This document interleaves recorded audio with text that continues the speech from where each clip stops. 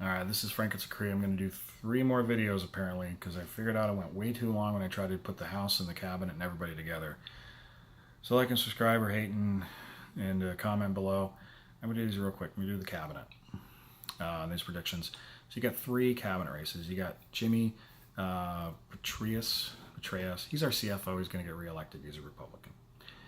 Then you have Ashley Moody. She's the Attorney General candidate. It'll be a closer race. But she will also win election. Now, the election that I think in the cabinet that is the most up for grabs is agriculture. It's between Matt Caldwell and Nikki Fried. Now, why I think this would be the closest, and this is completely sexist, is that Nikki Fried is an aesthetically pleasing individual. Now, why do I think that way? Well, because she's an attractive woman. And guess what? Voters like attractive people. As much as you can hate his policies, you can hate his hair, you can hate that he's overweight, you can hate that he loves McDonald's. Donald Trump is not an ugly 70-year-old. Okay? He just isn't. He just isn't. He's an aesthetically pleasing individual. He's more attractive than Hillary. Hillary happened to run in a primary this time against a nighttime one. But yeah, sometimes looks matter. Hillary Clinton, Barack Obama. Barack Obama is a better looking guy. Barack Obama, John McCain. Barack Obama is a better looking guy. George W. Bush, John McCain. George W. Bush is a better looking guy. Jeb Bush, Donald Trump, pretty close. And Jeb Bush, please clap.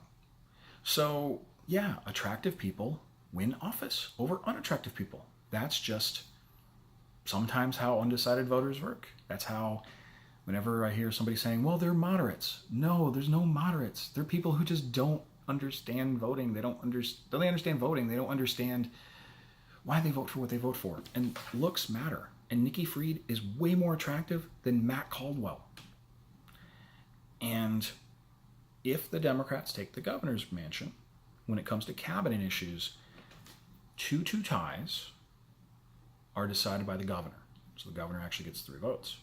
But if all 3 are Republican and there's a cabinet issue, guess what? The Republicans win. So that's why the ads have been targeted towards Nikki Fried and calling her a lobbyist, which she is. And that's where the closest is going to be decided. I think Matt Caldwell will win, but don't be surprised if that cabinet seat goes to her.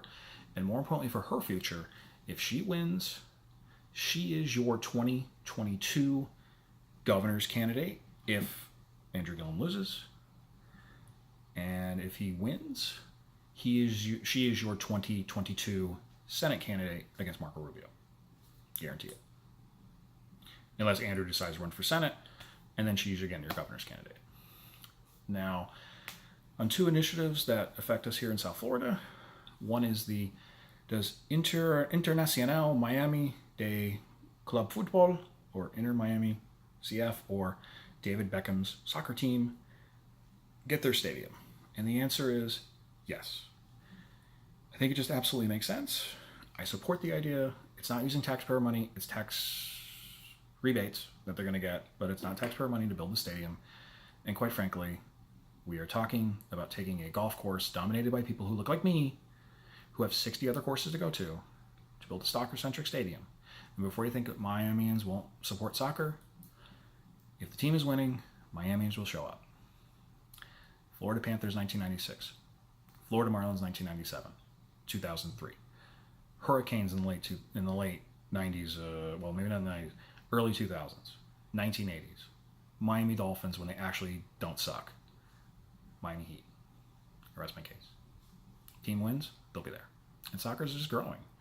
Colombians, Venezuelans, other South Americans, other Caribbean people who are not Cuban or white, non-Hispanic, they're coming in.